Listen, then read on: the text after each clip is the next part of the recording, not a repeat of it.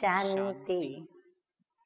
आज की तारीख है 1/5/16 और आज फिर से हम प्यारे प्यारे न्यारे न्यारे फरिश्ता स्वरूप अव्यक्त मूर्तधारी प्राण अव्यक्त बाप दादा की ज्ञान मुरली सुनेंगे रिवाइज कोर्स की। तो रिवाइज कोर्स की मुरली की तारीख है 7/4/81 और आज की ज्ञान मुरली का शीर्षक है मनन शक्ति के द्वारा सर्व शक्तियों के स्वरूप की अनुभूति। एक होता है विचार सागर मंथन करना, अर्थात जो हम बाबा की मुरली में महावाक्य सुनते हैं उन महावाक्यों के ऊपर मंथन करना। परंतु मंथन तब होता है जब पहले मनन और चिंतन करते हैं। तो मनन और चिंतन के द्वारा होता है विचार सागर मंथन। मंथन माना मथना, जैसे छाछ को मथते हैं तो उस पर मक्खन आता है, ठीक उसी प्रकार हम भी विचार सागर मंथन करते हैं तो उससे हमारे अंदर सर्व शक्तियों के स्वरूप की अनुभूति हमें होने लगती है। तो आज मुरली की शुरुआत बाप दादा ने की है। आज बाप दादा अपने सर्वकल्प पहले वाले सिकिलदे बच्चों को देख हर्षित हो रहे हैं। सिकिलदे क्यों हैं? क्योंकि एक कल्प के बाद फिर हमको वापस अपने बाबा सृष्टि पर आए और हम बच्चों को मिले हैं। तो बाप को हम बच्चे बहुत प्रिय लगते हैं और हम बच्चों को भी अपने कल्प पहले वाले बाबा को देख करके और हर्षित होते हैं।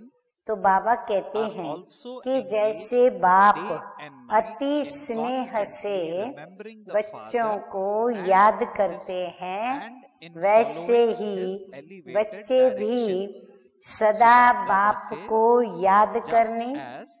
हाँ, बाबा अगर हमको प्यार से याद करते हैं तो याद का कायदा क्या है कि याद पहुंचती है और उसमें भी परमपिता परमात्मा बच्चों को याद करे और याद न पहुंचे, ये कैसे हो सकता है? जबकि हम बच्चे भी भगवान को याद करते हैं तो उसको हमारी याद पहुंचती है। तो बाबा कहते बच्चों को सदैव बाप याद करते और बाप की श्रेष्ठ मत पर चलने में दिन रात लगे हुए हैं। बाबा कहते बच्चे भी बाप को याद करने में और बाप की श्रीमत पर चलने में रात दिन लगे हुए हैं। बाप दादा बच्चों की लगन। हाँ, देखो बाबा एक एक हम बच्चों की महिमा करते जा रहे हैं कि एक तो बाप को याद करने वाले सिकिलदे बच्चे, फिर कहा श्रेष्ठ मत पर चलने में दिन रात लगे हुए जो हैं। अब बाबा कहते हैं कि बाप दादा बच्चों की लगन, बच्चों की दिल व जान, सिक व प्रेम से सेवा में लगन देख सदा ऐसे बच्चों को आफरीन देते हैं। हाँ, बाबा क्यों खुश हो रहे हैं बच्चों को देखकर? क्योंकि बाप दादा बच्चों की सेवा की जो लगन है, जो एकदम दिल व जान सिक व प्रेम से कर रहे हैं, तो वो देखकर बाबा जैसे कि बलिहार जाते हैं, आफरीन देते हैं, शाबाशी देते हैं। आगे मीठे मीठे बाबा बच्चों का वर्णन करते कहते हैं कि बच्चों का भाग्य के पीछे त्याग देख बाप दादा सदा त्याग पर मुबारक देते हैं। और प्रत्येक बच्चा अपना भाग्य बनाने के लिए तन मन धन समय सब कुछ अपना सेवा में लगाते हैं और सेवा में लगाते समय उनको यदि कुछ त्याग करना पड़ता है अपने सुखों का, तो वो सुखों का भी त्याग करके और सेवा में लगे हैं, तो बाबा वो देखते हैं, तो उस त्याग पर बाबा मुबारक देते हैं। सर्व बच्चों का एक ही संकल्प, हाँ बाबा देख रहा है कि एक ही संकल्प है सभी का कि बाप को प्रत्यक्ष करें और स्वयं को संपन्न बनाने का। यह भी देख बाप दादा खुश होते हैं। आगे बाबा कहते हैं कि क्या थे और क्या बन गए। इस अंतर को सदा स्मृति में रखते हुए सभी ईश्वरीय नशे में रहते हैं। बाबा बच्चों का ये भी गुण देख रहे हैं कि बच्चे सदैव ये बात याद रख के चलते हैं कि हम क्या थे और बाबा ने हमें क्या बना दिया। हम कौड़ी तुल्य थे, हमें हीरे तुल्य बाबा ने बना दिया।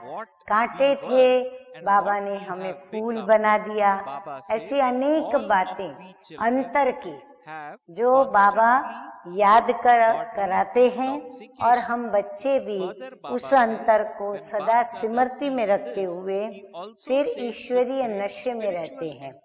इसको देख बाप दादा भी फकुर से कहते हैं, हाँ बाबा हमारा ये ईश्वरीय नशा देखकर बाप दादा भी बड़े फकुर के साथ, यानी नशे के साथ कहते हैं। क्या कहते होंगे? आप सभी अच्छी तरह जानते हैं कि बाप दादा क्या कहते हैं। जी, आप लोगों के दिल में जो जवाब है वही जवाब बाबा ने अपने शब्दों में दिया है कि वाह संगम युगी बच्चे वाह।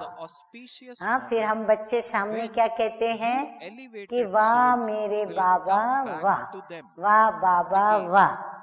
तो इतने तकदीरवान जो अब लास्ट जन्म तक भी आपके तकदीर की तस्वीर मस्तक में महिमा द्वारा, बाबा कहते हैं आप इतने तकदीर वाले बच्चे हो जो अभी भी ये जो लास्ट 84वां जन्म है, अभी भी आपके तकदीर की जो तस्वीर है वो आपके चेहरे पर नजर आती है। कैसे?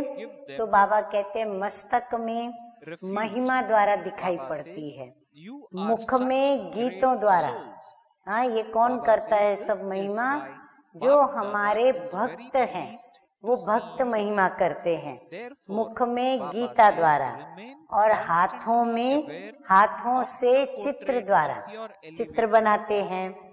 फिर नैनों में स्नेह के द्वारा देवी देवताओं को देखते हैं तो ऐसे देखते हैं जैसे उनके अपने, जो उनके अपने हैं लौकिक में या अपने मित्र संबंधी आदि, उनसे भी बढ़कर इन देवी देवताओं को देखते हैं।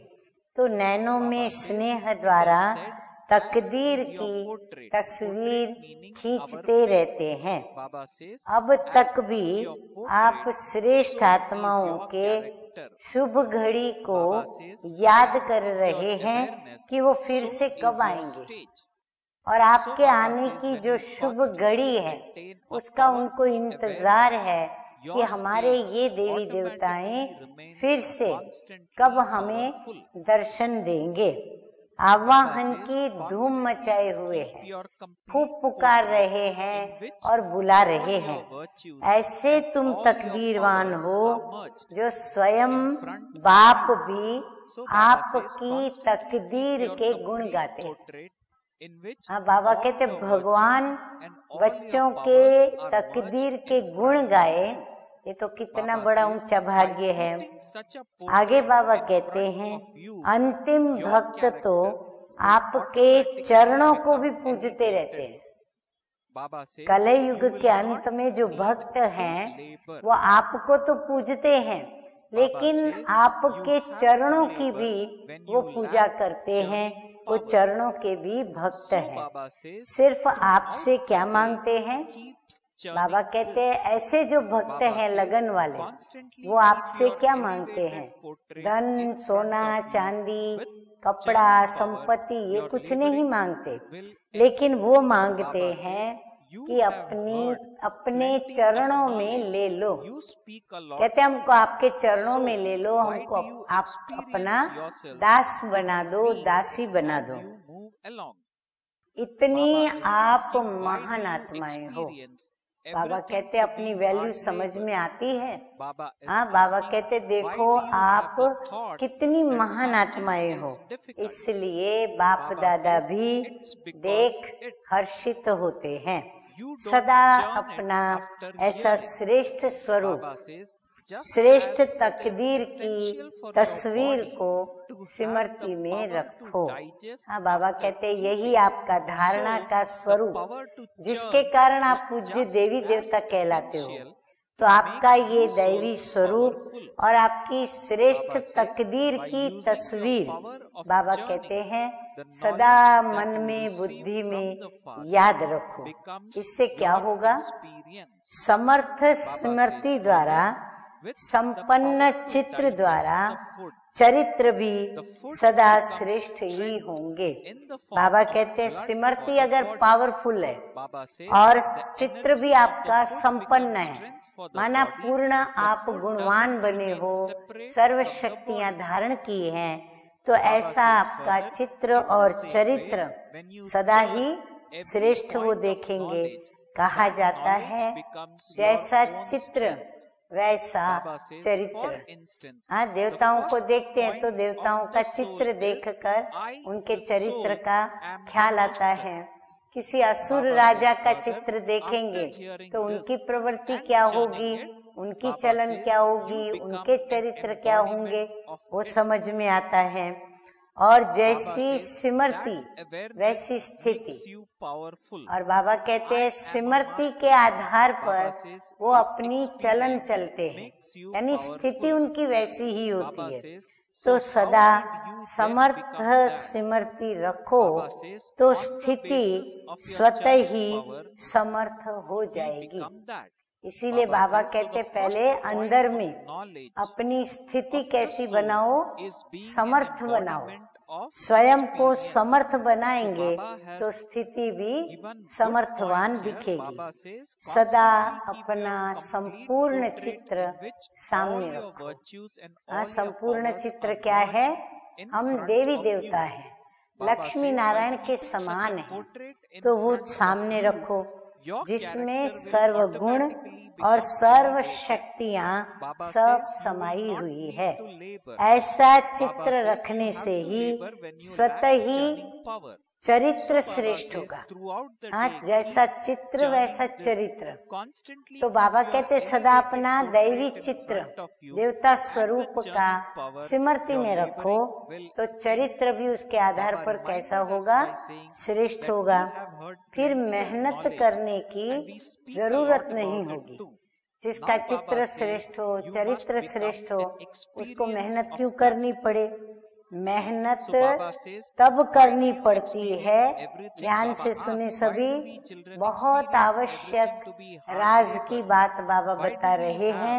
सभी अपनी चेकिंग भी करेंगे साथ में। बाबा कहते हैं कि मेहनत तब करनी पड़ती है जब मनन शक्ति की कमी होती है। तो हर एक अपना चार्ट चेक करे कि सारा दिन हम मनन चिंतन में रहते हैं। तो बाबा कहते हैं सारा दिन यही मनन करते रहो। क्या मनन करते रहें? कि हम कौन थे, कैसे भक्त हमें याद करते हैं, आवाहन करते हैं, हमारी पूजा करते हैं। तो अपना श्रेष्ठ चित्र सदा सामने रखो तो मनन शक्ति से मेहनत समाप्त हो जाएगी। बाबा कहते आपका चित्र आपके चरित्र पर आपको मनन करने के लिए मजबूर करेगा। तो ऑटोमेटिकली आपको अपने चरित्र सामने आएंगे तो आपकी मेहनत समाप्त हो जाएगी। सुना भी बहुत है। बाबा कहते बरसों से ज्ञान भी बहुत सुना है, वर्णन भी बहुत करते हो, फिर भी चलते चलते कभी कभी अपने को निर्बल क्यों अनुभव करते हो। अब ये भी इसका कारण भी ध्यान से सुनना, फिर उसका निवारण भी ध्यान से सुनना। तो बाबा कहते हैं कि मेहनत अनुभव क्यों करते हो। हाँ, कईयों को पुरुषार्थ बड़ा मेहनत वाला लगता है कि ये सब धारण करना कोई सहज नहीं, मासी का घर नहीं। तो ये मेहनत वाला काम क्यों लगता है, क्यों लगता है कि मुश्किल है, ये संकल्प क्यों आता है, इसका कारण बाबा पूछ रहे, इसका कारण क्या। सुनने के बाद बाबा जवाब दे रहे हैं, सुनने के बाद मनन नहीं करते। तो बाबा हमारी समस्या का समाधान बताते हैं। समस्या हमारी क्या है कि हम मेहनत बहुत करते हैं और कभी कभी चलते चलते अपने को बिल्कुल निर्बल अनुभव करते हैं। तो बाबा कहते मनन नहीं करते। जैसे शरीर की शक्ति के लिए सबसे ज्यादा क्या जरूरी है, पाचन शक्ति अर्थात हजम करने की शक्ति आवश्यक है।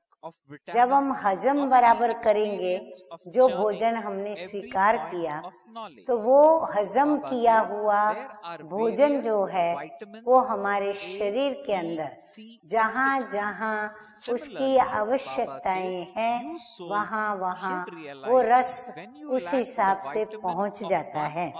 वैसे आत्मा को शक्तिशाली बनाने के लिए मनन शक्ति उतनी ही आवश्यक है। जैसे पाचन शक्ति शरीर के स्वास्थ्य के लिए आवश्यक है, वैसे बाबा कहते हैं कि मनन शक्ति भी स्वयं को शक्तिशाली बनाने के लिए अति आवश्यक है। मनन शक्ति से बाप के द्वारा सुना हुआ ज्ञान स्व का अनुभव बन जाता है। कितनी अच्छी बात बाबा बताई कि मनन शक्ति से बाप के द्वारा जो हमने ज्ञान सुना है, जो मुरली के महावाक्य सुनते हैं, तो वो हमारे लिए क्या बन जाते हैं, वो पॉइंट नहीं होते, लेकिन हमारा स्व का अनुभव बन जाता है। जैसे पाचन शक्ति द्वारा भोजन शरीर की शक्ति खून के रूप में समा जाता है। जैसे हम जो भी भोजन करते हैं तो हमारी हजम करने की शक्ति, हमारी पाचन शक्ति बराबर है, तो वो तुरंत उसका खून में रूपांतर होता है और खून में रूपांतरित होकर के वो खून में ही समा जाता है और फिर खून सारे शरीर में जो बहता रहता है उसके साथ वो शक्तियाँ भी बहती रहती हैं।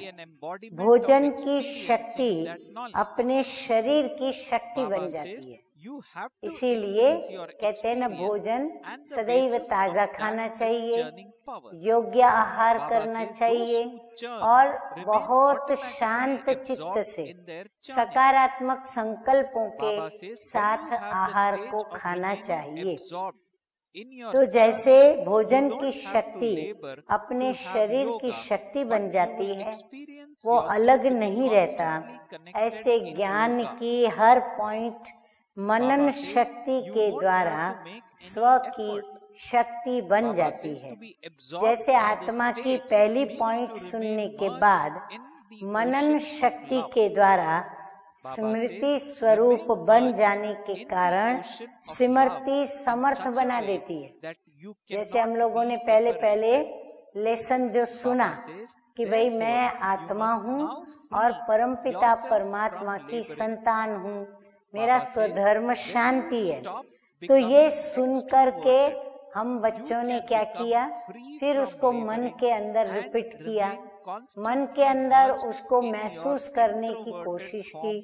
तो मनन शक्ति के द्वारा क्या हुआ कि आखिर हम स्वयं को आत्मा समझने लगे, मानने लगे और आत्मा समझकर कर्म भी करने लगे। तो स्मृति ने क्या जादू दिखाया कि वो समर्थ बना देती है। मैं हूँ ही मालिक। बाबा कहते आत्मा को क्या स्मृति आई कि मैं जो मालिक बनाने वाला बाप है, मैं उसका बच्चा, मैं हूँ ही विश्व का मालिक। ये अनुभव समर्थ स्वरूप बना देता है। लेकिन कैसे बना? मनन शक्ति के आधार पर। तो बाबा कहते वो मालिक कैसे बना? मनन शक्ति के आधार पर। तो आत्मा की पहली पॉइंट अनुभव स्वरूप हो गई ना। इसी प्रकार ड्रामा की पॉइंट सिर्फ ड्रामा है, ये कहने व सुनने मात्र नहीं, लेकिन चलते फिरते अपने को हीरो एक्टर अनुभव करते हो तो मनन शक्ति द्वारा ज्ञान स्वरूप हो जाना, यही विशेष आत्मिक शक्ति है। बाबा कहते हैं ऐसे ही आपने ड्रामा सृष्टि चक्र, जिसको हम ड्रामा कहते हैं, उसका भी ज्ञान जाना बाप के द्वारा, परंतु वो कहने और सुनने मात्र नहीं, मुख से हम वर्णन कर दें, सुना दें या सुन लिया नहीं। बाबा कहते हैं चलते फिरते फिर हम स्वयं को क्या अनुभव करें कि हम इस रियल ड्रामा के, वर्ल्ड ड्रामा के रियल एक्टर हैं। तो अपनी मनन शक्ति के द्वारा हम क्या बन जाएंगे? स्वरूप बन जाएंगे, और वो भी अनुभवी स्वरूप हो जाना, यही विशेष आत्मिक शक्ति है। और ये अनुभव हमारा क्या बन जाता है? हमारी आत्मा की अपनी ताकत बन जाता है, शक्ति बन जाता है। तो सबसे बड़े से बड़ी शक्ति अनुभव स्वरूप है। बाबा कहते हैं शक्तियां तो बहुत है, लेकिन सबसे बड़े से बड़ी शक्ति जिसका प्रभाव हमें पड़ता है, तो वो कौन सी शक्ति है? अनुभव की शक्ति। बाप दादा ने अनुभव की शक्ति को सबसे बड़े से बड़ी शक्ति बताई। अब आगे बाप दादा कहते हैं कि अनुभवी सदा अनुभव की अथॉरिटी से चलते। अथॉरिटी से माना एक सत्ता किसके हाथ में आ जाए तो कैसे चलेगा? तो अनुभव की अथॉरिटी से चलते। अनुभवी कभी भी धोखा नहीं खा सकते। अब बाबा हमको बड़े से बड़ी शक्ति वो क्यों है, तो अनुभवी की विशेषता बताते जा रहे हैं कि एक तो वो अथॉरिटी से चलते, दूसरा वो कभी भी धोखा नहीं खा सकते क्योंकि अनुभव कर चुके हैं। अनुभवी किसी के डगमग करने से या सुनी सुनाई से विचलित नहीं हो सकते। कोई उनकी स्थिति को हलचल में लाने की कोशिश करे, उनको डगमग करने की कोशिश करे, या उनको कई बातें सुना करके उनको विचलित करने की कोशिश करे, परंतु बाबा कहते हैं जो अनुभवी होते वो न डगमग होते, न विचलित होते, न उनकी स्थिति हलचल में आती है। अनुभवी का एक बोल 1000 शब्दों से भी ज्यादा मूल्यवान होता है। अनुभवी अनुभव करके बोलता है ना, अर्थात प्रैक्टिकल लाइफ में उसने वो चरित्र या गुण या कर्म धारण किया है, तो इसीलिए उसका हर बोल क्या होता है? बड़ा मूल्यवान होता है। और कितना मूल्य? 1000 शब्दों से भी ज्यादा मूल्य। अनुभवी सदा अपने अनुभवों के खजानों से संपन्न रहते हैं। अनुभवी कभी भी अपने को खाली नहीं महसूस करेगा। वो सदैव अपने मन, बुद्धि, स्वभाव, संस्कार में ज्ञान, गुण, शक्ति सब में अपने को संपन्न अनुभव करेगा। ऐसे मनन शक्ति के द्वारा हर पॉइंट के अनुभवी सदा शक्तिशाली, माया प्रूफ। अब बाबा कहते हैं ये मनन शक्ति को धारण करके आपकी स्थिति की प्राप्ति आपको क्या होगी, यानी आपकी स्थिति क्या बनेगी, तो सदा शक्तिशाली बनेगी, माया प्रूफ बनेंगे आप, विघ्न प्रूफ बनेंगे, सदा अंगद के समान हिलाने वाला न कि हिलने वाला। अंगद जो है वो हिला सकता था सबको, पर उसको कोई हिलावे कोई की ताकत नहीं थी, तो हिलाने वाला न कि हिलने वाला होता। तो समझा अभी क्या करना है।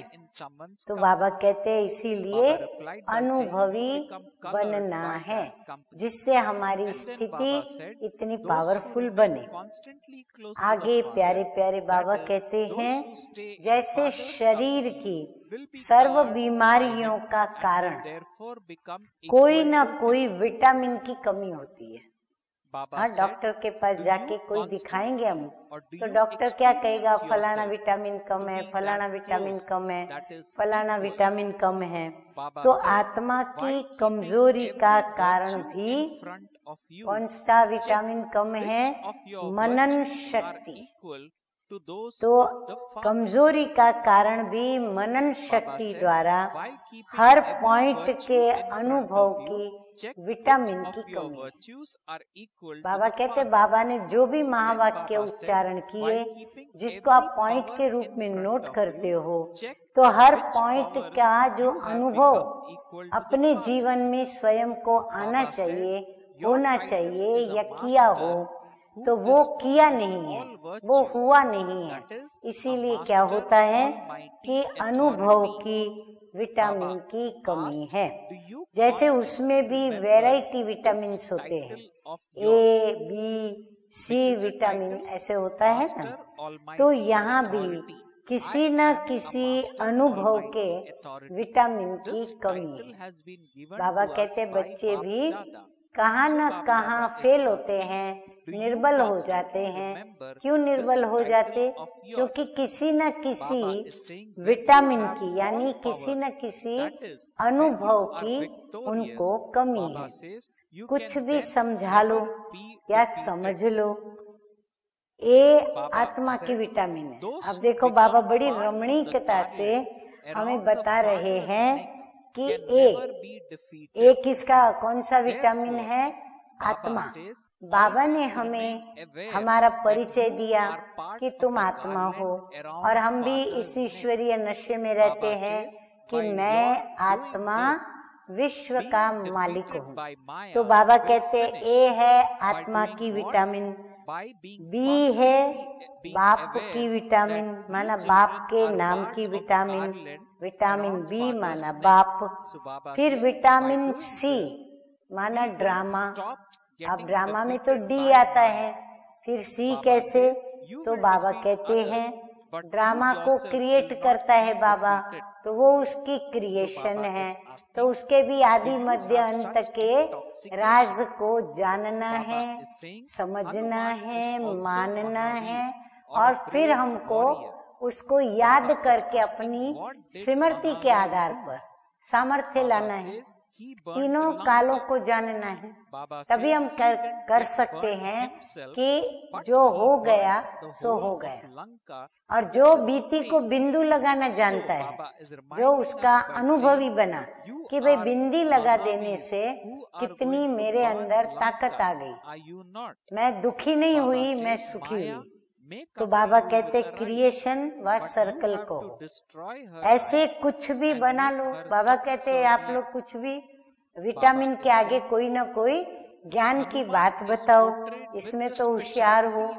बाबा कहते आप बच्चे ऐसे होशियार हो तो चेक करो कि कौन से विटामिन की कमी है, स्वयं की चेकिंग करो कौन सा विटामिन आपके अंदर कम है। आत्मा के अनुभूति की कमी है कि परमात्मा के संबंध की कमी है, या ड्रामा के गुह्यता की अनुभूति की कमी है। बाबा कहते मनन करो, विचार सागर मंथन करो। क्या मैं आत्मा स्वयं को महसूस करते हुए देही अभिमानी होकर नहीं चल रही हूँ, जिस कारण मैं निर्बल बनी हुई हूँ? या फिर मेरे और परमात्मा के बीच जो सर्व संबंध एक बाबा से जो होने चाहिए, यदि उसमें मैं कहाँ पर किसी और संबंधी से जुड़ी हुई हूँ तो मैं कमजोर हो जाती हूँ। तो परमात्मा संबंध की कमी है या फिर ड्रामा की गुह्यता, जैसे मैंने बताया, उसकी अनुभूति की कमी है मेरे में। संपर्क में आने की विशेषताओं की अनुभूति की कमी है। मैं जिसके भी संपर्क में आऊं उनसे मैं विशेषताओं को उठाऊं, तो या मेरे में वो विशेषताओं की अनुभूति की कमी है, क्योंकि जिसकी विशेषता मैं देखूं वो विशेषता को मैं अपनी बना लूं, माना मैं अनुभवी बनूं, तो उसकी कमी है। या फिर सर्व शक्तियों के स्वरूप की अनुभूति की कमी है। हाँ, जितनी भी शक्तियां हैं उन शक्तियों में से कोई ना कोई शक्ति कम पड़ जाती है, जिसके कारण हम अनुभवी पूर्ण रूप से नहीं बन पाते और हम कहीं न कहीं हार खा लेते हैं। तो बाबा कहते वो भी देखो। अच्छा, अब ये सारी कमियां हम भरे कैसे और किससे भरे? अब बाबा वो बता रहे हैं, और वही कमी क्या करो? मनन शक्ति के द्वारा भरो। जो कमी आप अपनी विटामिन की चेक करोगे, जिसमें आपको वो कमी दिखाई पड़ी, वो फिर आप क्या करो? बाबा कहते हैं मनन शक्ति के द्वारा भरो। श्रोता स्वरूप व भाषण करता स्वरूप। हाँ, हम प्रवचन करते, भाषण करते, अपने टॉपिक पर बोलते, तो हम हो गए वक्ता स्वरूप, और फिर हमको सुनने वाले उनको कहते हैं श्रोता स्वरूप। तो हम वक्ता स्वरूप होकर बोलते हैं या श्रोता स्वरूप होकर के सुनते हैं। यहाँ तक सिर्फ अगर यहाँ तक, तो आत्मा शक्तिशाली नहीं बन सकेगी।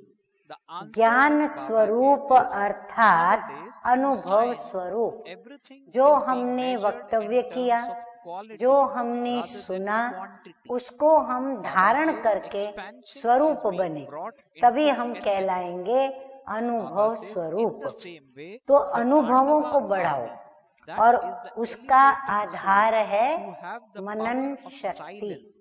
आज बाबा बार बार हमारी मनन शक्ति पर जोर देते हुए, उसकी आवश्यकता समझाते हुए हम बच्चों को रियलाइज कराते हैं कि अगर अपने में सामर्थ्य लाना है और स्वयं को निर्विघ्न बनाना है, अचल बनाना है, अडोल बनाना है, एक रस रखना है, तो मनन शक्ति के द्वारा अनुभवों को बढ़ाएं।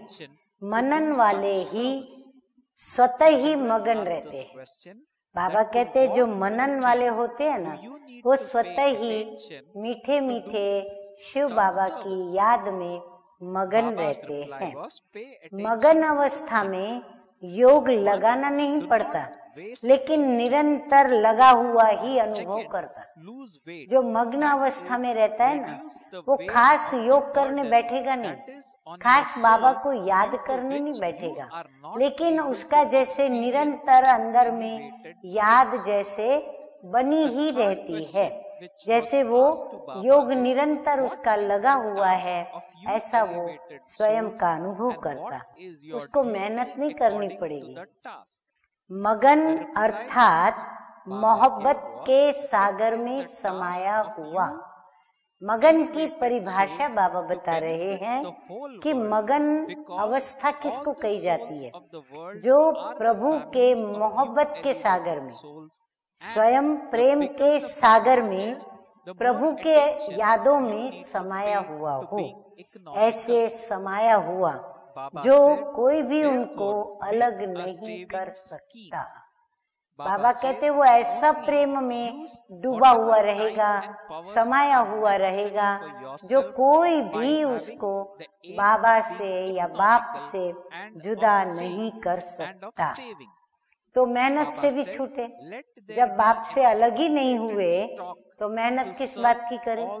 मेहनत करते हैं बाप के साथ रहने की, मेहनत करते हैं बाबा को याद करने की, मेहनत करते हैं संबंध बाप से जुटा रहे। जब है ही हम समाये हुए लगन में मगन स्थिति में, तो बाबा कहते हैं मेहनत से भी छूटे। फिर बाबा आगे कहते हैं बाहर मुखता को छोड़ो तो मेहनत से भी छूटो। ये जो देह अभिमान और देह के साथ जुड़ी हुई जितनी भी बातें हैं, चाहे व्यक्तियों की यादें हैं, पदार्थों का आकर्षण है, या प्रकृति के पर वश में है, या माया के वश में है, जो भी बात है, ये सब हम छोड़ें तो बाबा कहते हैं मेहनत से छूट जाएंगे और अनुभवों की अंतर्मुखता स्वरूप में सदा ही समा जाओ। बाबा कहते हैं ऐसे अनुभवों को बढ़ाते चले जाओ कि आप अंतर्मुखी बन जाओ, और ऐसे अनुभवों की अंतर्मुखता में आप फिर समा जाओ। अनुभवों का भी सागर है। हाँ बाबा, हम बच्चों को इतने अनुभव कराता है जैसे हम अनुभवों के भी सागर बन जाते हैं। एक दो अनुभव नहीं, अथाह अनुभव है। हाँ, हम सब बच्चे महसूस भी करते हैं। एक दो अनुभव कर लिया तो अनुभव के तालाब हो गए। तो अभी हम सभी क्या करेंगे? तालाब में स्नान करेंगे या सागर में स्नान करेंगे? अनुभवी बनने के लिए हमें सागर में ही स्नान करना होगा, अर्थात सागर की याद की लगन में मगन होना होगा और हमारे सर्व संबंध बाप से जुटाने होंगे। सागर के बच्चे हो, अनुभवों के सागर में समा जाओ। तालाब के बच्चे तो नहीं हो ना। बाबा कहते बच्चे किसके हो? सागर के। और वो सागर भी कैसा? अनुभवों का सागर। तो बाबा कहते आप ऐसे अनुभवों के सागर में समा जाओ। ये धर्म पिताएं, महान आत्माएं कहलाने वाले, ये सब है तालाब। हाँ, बाबा कहते उनको हम सागर नहीं कहेंगे। बाबा का कहने का भावार्थ है कि वो परम आत्मा परमात्मा नहीं है, लेकिन वो महान आत्माएं हैं, पुण्य आत्माएं हैं। तो उन महान आत्माओं को कहेंगे तालाब। तो तालाब से तो निकल आए ना। बाबा कहते आप भी उनमें से बाहर निकल आए ना। नहीं तो उनका संग करते थे, उनके सत्संग को सुन करके वहाँ ही स्नान करते थे, लेकिन अब उसमें से तो आप बाहर निकल आए, अनेक तालाबों का पानी पी लिया। हाँ, अनेक देहधारी साधु संत गुरु आदि के सत्संग कर लिए और उन तालाबों में स्नान भी किया, पानी भी पी लिया। अब तो एक सागर में समा गए ना। बाबा कहते अब तो तुम बाप के बच्चे बन गए, तो सागर में समा गए ना। अच्छा, अब सुनेंगे याद प्यार। तो मीठे मीठे प्यारे प्यारे बाप दादा याद प्यार देते हुए और हम बच्चों की महिमा करते हुए कहते हैं कि ऐसे सदा समर्थ आत्माओं को, सदा सर्व अनुभवों के सागर में समाई हुई आत्माओं को, सदा अपना संपूर्ण चित्र सामने रख श्रेष्ठ चरित्रवान बनने वाली आत्माओं को, सदा श्रेष्ठ भाग्यवान आत्माओं को, सदा अंतर्मुखी सर्व को सुखी बनाने वाली आत्माओं को, ऐसे डबल हीरो आत्माओं को बाप दादा का याद प्यार और नमस्ते। हम रूहानी बच्चों का रूहानी बाप दादा को याद प्यार, गुड मॉर्निंग और नमस्ते नमस्ते। और अब हम क्या सुनेंगे? अब हम सुनेंगे वरदान।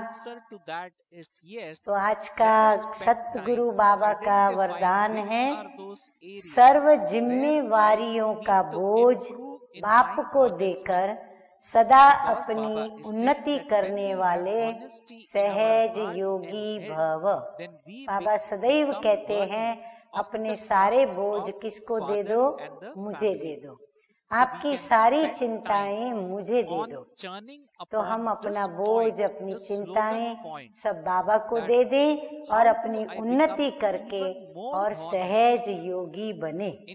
आगे बाप दादा कहते हैं कि जो बच्चे बाप के कार्य को संपन्न करने की जिम्मेवारी का संकल्प लेते हैं, उन्हें बाप भी इतना ही सहयोग देते हैं। सिर्फ जो भी व्यर्थ का बोझ है वो बाप के ऊपर छोड़ दो। बाबा कहते आप एक ही लक्ष्य रखो, हमको बाप के कार्य को संपन्न करना है। बाकी का व्यर्थ बोझ जो भी है आपके पास सब बाप पर छोड़ दो। बाप का बनकर बाप के ऊपर जिम्मेवारियों का बोझ छोड़ने से सफलता भी ज्यादा और उन्नति भी सहज होगी। क्यों और क्या के क्वेश्चन से स्वयं को मुक्त रखो। विशेष फुल स्टॉप की स्थिति रहे तो सहज योगी बन अतीन्द्रिय सुख का अनुभव करते रहेंगे। स्लोगन है आज का, दिल और दिमाग में, दिल और दिमाग में ऑनेस्टी हो, प्रामाणिकता हो। हाँ, प्रत्यक्ष को प्रमाण की आवश्यकता नहीं, तो हमारा दिल और दिमाग एक प्रत्यक्ष प्रमाण हो, अर्थात प्रामाणिक हो, तो बाप व परिवार के विश्वास के पात्र बनेंगे। फिर से पढ़ती हूँ, दिल और दिमाग में ऑनेस्टी हो तो बाप व परिवार के विश्वास पात्र बनेंगे। अच्छा, ओम शांति।